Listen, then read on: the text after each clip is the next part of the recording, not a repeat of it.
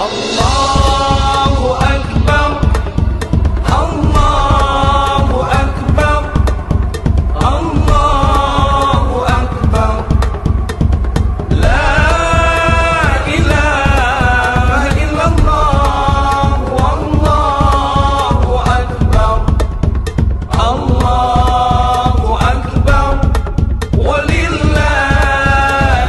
hamd. Warahmatullahi wabarakatuh. Allahu Akbar, Allahu Akbar, Allahu Akbar, Allahu Akbar, Allahu Akbar, Allahu Akbar, Allahu Akbar. Kabira walhamdulillahi katsira wa subhanallahi bukratan wa asila. La ilaha illallah wahdah sadaqa wa'dah wa nasara 'abdah wa 'azza jundahu wa hazamal ahzaba wahdah.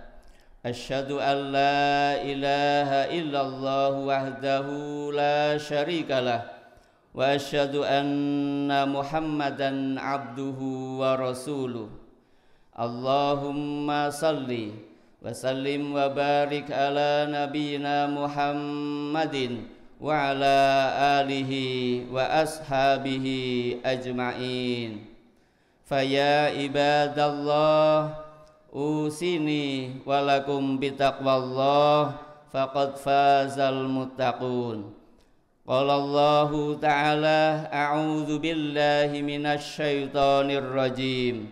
Ya ayyuhalladzina amanu taqullaha wa qulu qawlan sadida yuslih lakum a'malakum wa yaghfir lakum dzunubakum wa may yuti'illaha wa rasulahu faqad faza fawzan 'azima. Amma ba'd. Muslimin, mukminin rahimakumullah. Hari ini adalah hari Idul Fitri, hari kembalinya kaum muslimin kepada fitrahnya yang suci fi dinillah. Merupakan kemenangan dan kebahagiaan umat Islam setelah 1 bulan kemarin melaksanakan saum Ramadan. Kita telah melalui proses pensucian jiwa atau tazkiyatun nafas, sehingga sekarang dilanjutkan dengan sholat Idul Fitri, didahului dengan kumandang gema takbir, tahmid, tahlil. Alhamdulillah, kita telah berhasil mengikuti rangkaian ibadah di bulan Ramadan. Mudah-mudahan dapat jadi asbab mendapatkan ampunan, keridhaan dan pahala dari Allah Subhanahu wa ta'ala. Dengan Ramadan Allah memuliakan di antara hamba-hambanya yang bertakwa kepada Allah Subhanahu wa ta'ala.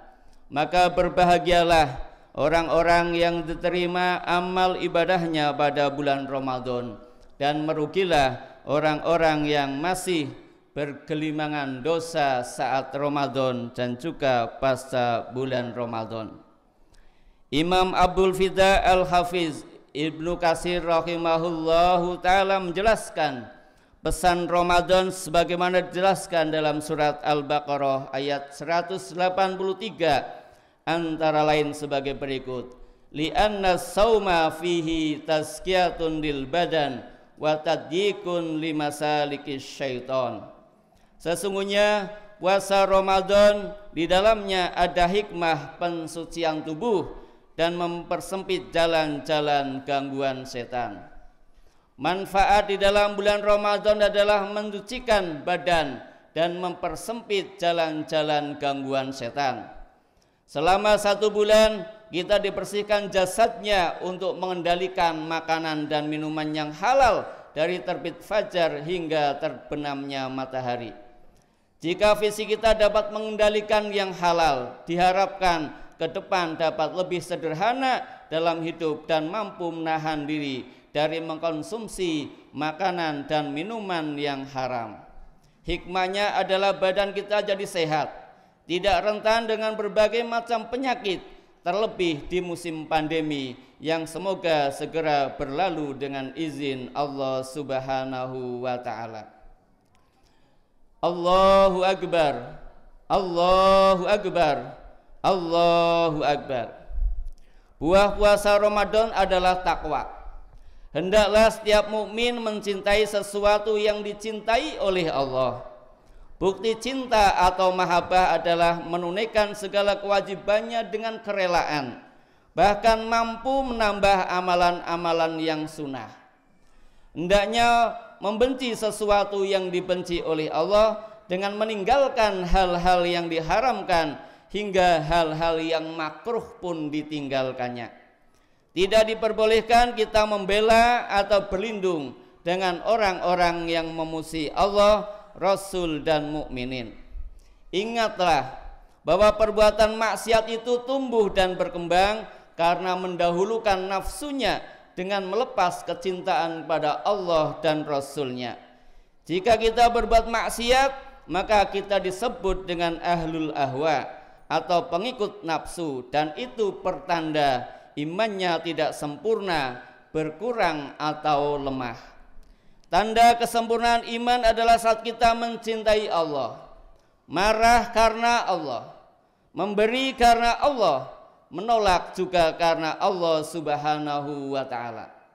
Maka hendaklah kita menjadi mukmin yang mendalam ilmunya, ar-rasikhun fil ilmi, yang mampu menangkap tanda-tanda kebesaran dan kekuasaan Allah, kemudian membuatnya tunduk patuh kepadanya, serta mengimani segala yang bersumber darinya tanpa bercampur dengan keraguan sedikit pun. Hendaknya kita memiliki intelektualitas, sensitivitas, dan spiritualitas dalam menerima berbagai ilmu, mengambil pelajaran dari berbagai peristiwa, memetik hikmah dari berbagai kejadian, menemukan hakikat dari berbagai fenomena dan fakta dalam kehidupan.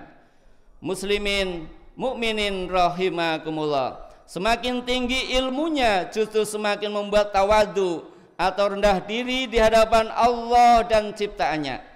Hati-hati ketika kita merasa berkagum bercampur rasa takut. Itulah namanya keimanan. Ketakutan kepada Allah Subhanahu wa Ta'ala bukan menjadikan kita lari dan menjauh, tetapi semakin mendekat atau taqarrub, merasakan membutuhkan perlindungan dan kerinduan untuk berkesempatan berjumpa secara langsung dengan Allah kelak di akhirat. Seharusnya kita memiliki karakter basirah sebagaimana dimiliki para sahabat, yakni mengintegrasikan ilmu yang dimiliki dengan nilai-nilai keimanan. Hadirin rahimakumullah, kemenangan itu saat kita sedang menaati Allah dan Rasul-Nya. Bukankah Allah telah menjelaskan yang demikian dalam sebagian ayatnya? Wa may yuti'illaha wa rasulahu faqad faza fawzan azima. Dan barang siapa yang sedang menaati Allah dan Rasul-Nya, maka sungguh dia telah menang dengan kemenangan yang sangat besar. Ukuran kemenangan adalah saat seorang secara terus-menerus atau istimror untuk tunduk patuh melaksanakan perintah Allah dan Rasul-Nya di dunia, dan kelak di akhirat akan terhindar dari siksa api neraka dan memperoleh kemenangan dan kenikmatan yang abadi di surga. Mati terbunuh adalah sebuah kemenangan bagi para syuhada. Dibakar musuh adalah sebuah kemenangan bagi Nabi Ibrahim alaihissalam. Lari dikejar musuh adalah kemenangan bagi Nabi Musa alaihissalam.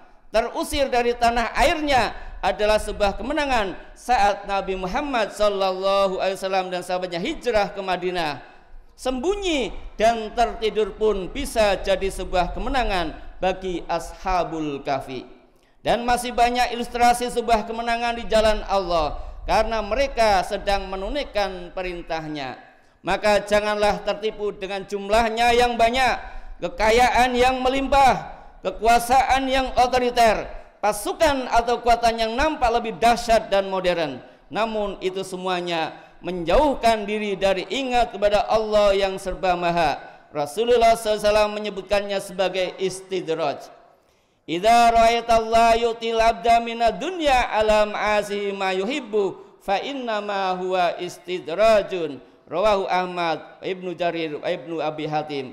Jika kamu melihat Allah memberi seorang hamba kenikmatan urusan dunia, sedangkan ia seorang ahli berbagai maksiat yang ia sukai, maka sesungguhnya itu adalah istidraj atau tipuan. Allahu Akbar, Allahu Akbar, Allahu Akbar. Masyiral muslimin rahimakumullah. Ramadan kali ini kita kembali terusik dengan serangan biadab penjajah Israel ke Masjid Al-Aqsa di Palestina. Serdadu Yahudi semakin berani menyerang, mengganggu, menembaki kaum muslimin dengan brutal saat sholat tarawih di Masjidil Aqsa. Zionis Yahudi terus membuat kezaliman yang luar biasa di tempat yang dimuliakan ini. Darah saudara kita tumpah membasahi masjid yang mulia. Sebanyak 208 muslimin terluka. Penjajah Zionis itu sangat beringas. Mereka tembaki kaum ibu yang sedang sholat, menendang saudara kita yang sedang sujud, bahkan hingga menginjak dan mengoyak mushaf suci Al-Quran. Apa yang terjadi saat itu di tanah Palestina adalah bukti kebenaran firman Allah Subhanahu wa Ta'ala. Wa man azlamu mimman mana masajidallahi ayuzkara fi ismuhu wa sa'a fi kharabiha ulaika ma kana lahum ayyadkhuluha illa khaifin lahum fid dunya khizyu wa lahum fil akhirati azabun azim. Dan siapakah yang lebih zalim daripada orang yang melarang di dalam masjid-masjid Allah untuk menyebut namanya dan berusaha merobohkannya? Mereka itu tidak pantas memasuki kecuali dengan rasa takut kepada Allah. Mereka mendapatkan kehinaan di dunia dan di akhirat mendapat azab yang berat. Iwan awat sekalian, apakah kita hanya bisa melihat derita mereka dari jauhan? Apakah kita masih tetap diam 1000 bahasa? Bukankah Rasulullah sallallahu alaihi wasallam mengingatkan kepada kita, al-muslimuna tatakafa dima'uhum wa yas'a bidzimmahim adnahum wa yujiru alaihim aqsahum wa hum yadun ala man siwahum. Rahu Abu Daud. Darah sesama muslim adalah setara. Orang-orang yang paling dekat berkewajiban menjaga mereka. Orang-orang yang paling jauh berkewajiban mengamankan mereka. Dan mereka satu tangan kekuatan dalam menghadapi orang lain. Membela Masjidil Aqsa dan Palestina bagi kita bangsa Indonesia bukan hanya tuntutan agama, tetapi merupakan tuntunan dan tuntutan konstitusional di dalam pembukaan Undang-Undang Dasar Republik Indonesia tahun 1945. Disebutkan bahwa kemerdekaan adalah hak segala bangsa, maka penjajahan di atas dunia harus dihapuskan karena tidak sesuai dengan peri kemanusiaan dan peri keadilan. Allahu Akbar, Allahu Akbar, Allahu Akbar. Hadirin yang dimuliakan Allah Subhanahu wa Ta'ala, ada sebuah syair yang sangat indah menggugah kita dalam upaya mencintai Masjidil Aqsa. Al-Aqsa memanggil, hari-hari berlalu, bulan berganti, tahun berlalu, aku menangis. Sepertinya kaum muslimin tidak mendengar. Wahai umatku, wahai umatku, di mana para pembaca Al-Quran, di mana para penjaga hadis dan sunnah, di mana Umar Al-Faruq, di mana Salahuddin Al-Ayyubi zaman ini? Apakah kalian kaum muslimin tidak melihat bahwa kera-kera Yahudi menyakitiku dan melukaiku setiap waktu? Apakah air mata kalian telah kering? Dan apakah kalian telah terbelenggu? Apakah kalian tidak melihat, wahai kaum muslimin, sesungguhnya musuh-musuh Allah merusak diriku dan menodai aku. Di saat kalian, wahai kaum muslimin, kalian berpecah belah, kalian saling membunuh, kalian saling merusak, dan kalian saling melaknat, seolah-olah kalian tidak membaca dan tidak mendengar firman Allah yang Maha Agung. Sesungguhnya orang-orang mukmin itu bersaudara. Lalu kemana kalian hilangkan ayat ini? Ke belakang punggung kalian atau tempat sampah di depanmu? Maka inilah aku, Masjidil Aqsa, menyeru kepada kalian, hendaklah kalian berpegang teguh pada agama Allah secara berjamaah dan tidak berpecah belah. Dan ketika itu aku akan kembali kepadamu, dan kalian akan sholat berjamaah di ruanganku, dan engkau mengeringkan air mataku. Saudara kalian Yahsallah Mansur. Muslimin rahimakumullah. Zionis Israel telah menunjukkan kebiadabannya sebagai negara imperialis yang selalu meneror, menganiaya, menyiksa, mengusir, dan membantai warga Palestina yang tidak berdosa. Bahkan kemarin saat muslimin sedang iktikaf di Masjidil Aqsa juga mendapatkan perlakuan keji dari tindakan Israel. Sepertinya PBB tidak mampu dan negara-negara besar menyelesaikan tindakan Israel yang melanggar HAM itu. Namun kita bersyukur kepada Allah Subhanahu wa taala bahwa dukungan bangsa Indonesia terus meningkat setelah pembangunan rumah sakit Indonesia di Gaza yang kemarin sempat kena serpihan bom di sana yang diinisiasi oleh Mercy dan Al-Fatah. Sekarang Majelis Ulama Indonesia menginisiasi pembangunan rumah sakit di Hebron yang melibatkan berbagai pihak. Hadirin rahimakumullah. Tapi yakinilah bahwasanya sekuat-kuatnya kebatilan pasti akan terkalahkan dengan kebenaran atau hak.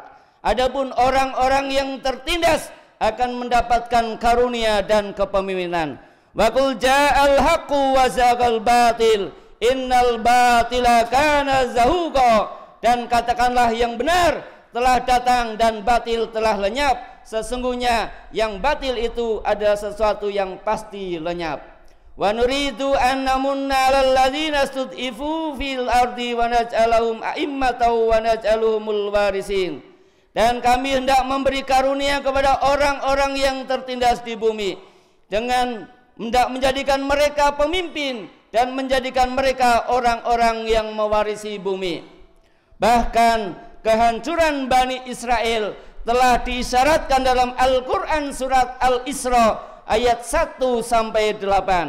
Kejahatannya terhadap bangsa Palestina dan Masjid Al-Aqsa yang terus merajalela menandakan akan segera tumbangnya teroris dunia setelah memproklamirkan diri sebagai sebuah negara di tanah jajahannya tahun 1948.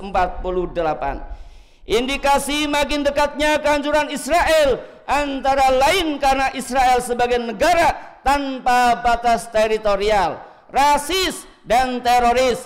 Israel juga sebagai negara penjajah. Terjadinya ketimpangan demografi, makin dikucilkannya oleh dunia internasional, penurunan jumlah militer usia produktif, perpecahan politik dalam negeri, dan diaspora kedua kaum terpelajar sekuler dari barat eksodus meninggalkan Israel karena merasa tidak nyaman lagi.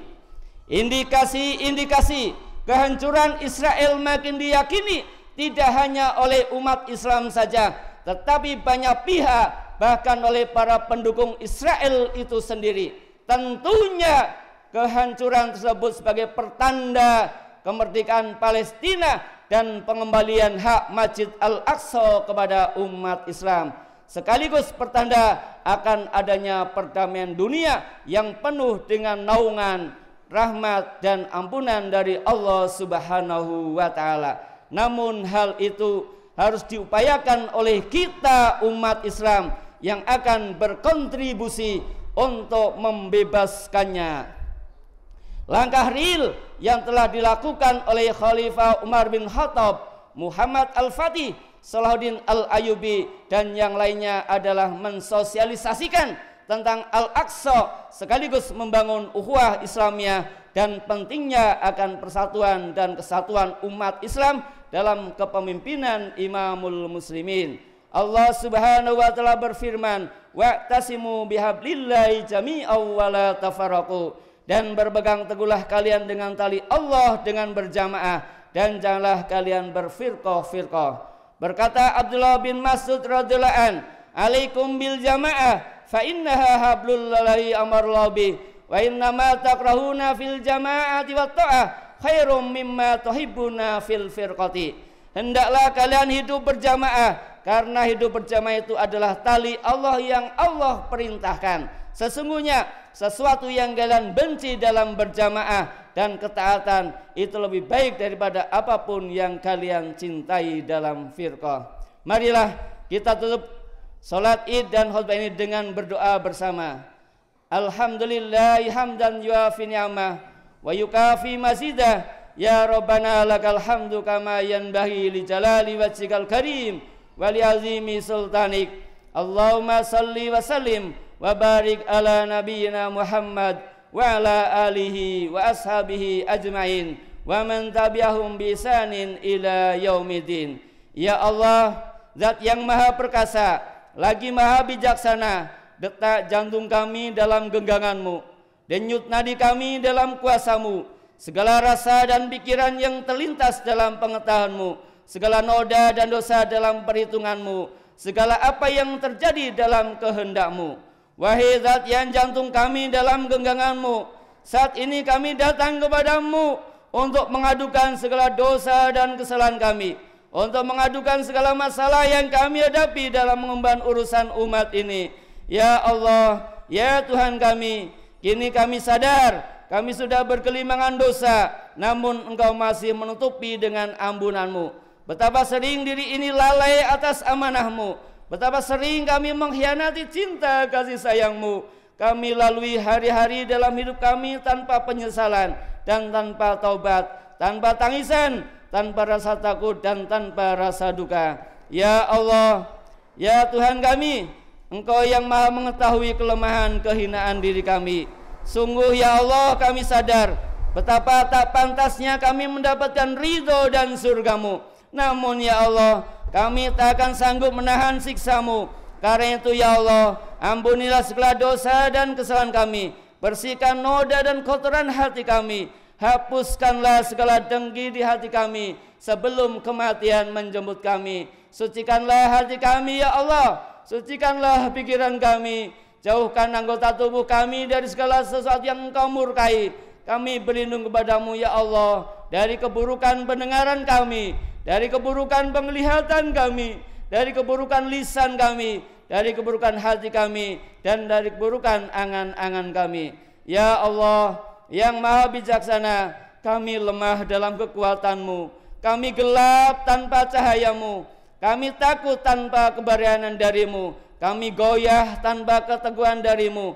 Ya Allah, betapa berat kami meniti perjuangan ini bila tanpa pertolongan-Mu. Tolonglah kaum muslimin di Indonesia, kaum muslimin di Palestina, Kashmir, Suriah, Cina, Rohingya, Yaman dan berbagai belahan dunia lainnya untuk kemuliaan Islam dan muslimin. Amin ya rabbal alamin. Allahumma adfa'anal ghala wal bala wal waba wal mihan wa su'al fitan ma dhara minha wa ma batan fi baladina hadha khassa wa fi buldanil muslimina amma. Rabbana la tuzigh qulubana ba'da idh hadaitana wa hab lana min ladunka rahmah innaka antal wahhab. Rabbana zalamna anfusana wa illam taghfir lana wa tarhamna lanakunanna minal khasirin. Rabbana hab lana min azwajina wa dzurriyyatina qurrata a'yun waj'alna lil muttaqina imama. Rabbana atina fid dunya hasanah wa fil akhirati hasanah wa qina azabannar. Taqabbalallahu minna wa minkum wa ja'alana minal a'idin wal faizin. Wa sallallahu ala nabiyyina Muhammadin wa ala alihi wa ashabihi ajmain. Walhamdulillahi rabbil alamin. Assalamualaikum warahmatullahi wabarakatuh.